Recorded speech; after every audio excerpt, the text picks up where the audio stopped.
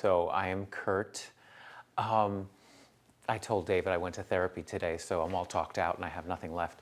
But you always have something more left, don't you? David originally asked me to do this months ago, and I thought about it, and I said no because of this part, because I find talking about myself difficult, and I think too many people talk about themselves. We are in a society where there are videos, and I don't know, I didn't want to have my life on exposed. But then I needed photographs, so I said, David. And he blackmailed me into doing this. No, I'm happy to do this. I had originally said, what do I talk about? Can I talk about my mother's pizza rustica recipe? And he said that would be fine, which is a really good recipe, but I don't know if that's going to make engaging video. Though I will say, so it's pizza rustica is a 12-egg pie that is big with Italians, some Italians, it's regional, in spring. It's a lot of cured meats and cheeses, so it's almost like a very thick quiche. But what is interesting about it is, for me, pizza rustica is Easter. And that's around when we're doing this right now, so I think that's why it was in my mind. And also my birthday is at the same time. So I put those all together. But more for this, what was important is it's a tradition. It's something that I grew up on that David had no idea what it was, and a lot of people have no idea what it is, but it's important to me. And it made me think about how, especially in America, we're losing those things, that kind of cultural community things that tie us to something. Yeah, pizza rustica is family, and it's kind of a connection to our Italian heritage. And like, I don't know if my nieces or nephews even know about the pizza rustica anymore, because my siblings don't make it. Anyway, enough about the pizza rustica. What? I am the youngest of 7 children, so I should have led with that. That always wows them. And our names are Karen, Kathy, Kevin, Kenneth, Carrie, Christy, Kurt. So there's that. We were the original Kardashians. That's actually a lie.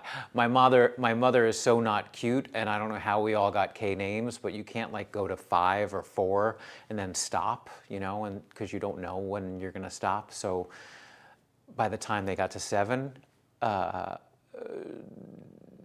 it wouldn't have been cool to name me like Joe. I already feel like I don't fit in, so having a different name would really have made me not fit in. I'm the only one with reddish hair. I'm the only one with bluish eyes and left-handed. So I already thought I was adopted or a different father, but my mother wouldn't have had an affair. She's not that kind of woman.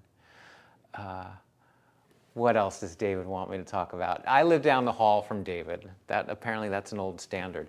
How do we know each other? David was one of the first people I knew. Actually, there was a woman down this way. Oh, I can't think of her name right now. She moved out. I would ask David, but I don't think he's allowed to talk. But anyway, she was the first person I met. And then David I met a little bit after, and I was like, am I gonna get along with this guy? Because he's very blunt right away. And he immediately said that this was the misfit wing, which I've come to accept and embrace, because it really is. I was gonna say lovable losers, but we're not lovable losers, are we? We're just different. And I could go in more into that, but you have to meet everybody on the floor to really understand the eccentric people here, the Wiccans and the yeah. Um, but I moved into Westbeth about 4 years ago. I had been on the waiting list for I think 18 years. I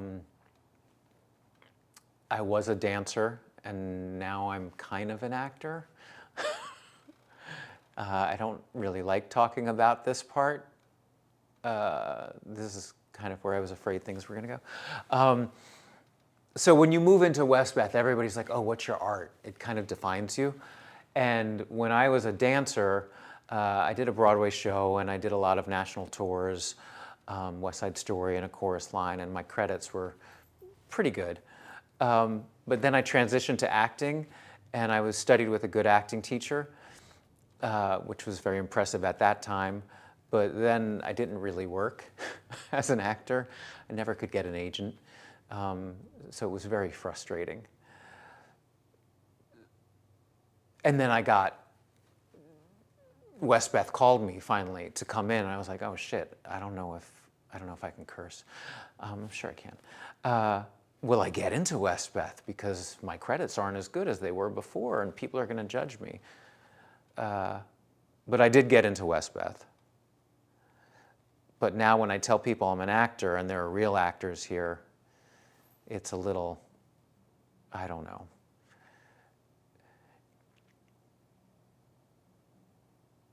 It makes you think about what defines you at any given moment.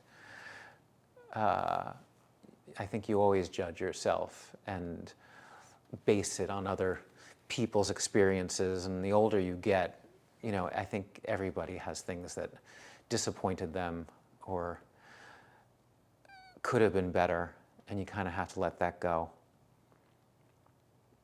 So it's still weird to talk about it with some people, and some people are judgy. I won't name names, but every once in a while I'll talk to somebody and I can tell. But I've kind of found my niche in this building in my own way. I garden here. I do the front planters. If you ever look at them and go, oh gosh, that brightened my day. That was me. And I know a lot of people. I work at the flea market, for better or worse. Knowing people can be a blessing or a curse. But that's really why I moved into this building, community. I actually had a much better apartment where I used to live. I'm one of the few, but I had a one-bedroom, affordable housing apartment in a new luxury building in Hell's Kitchen with a washer and dryer, a dishwasher, southern exposure on the 11th floor. And I gave that all up to live next to David. Down the hall, across from Automatic Slims. Automatic? Atomic. Automatic. With the noisy people.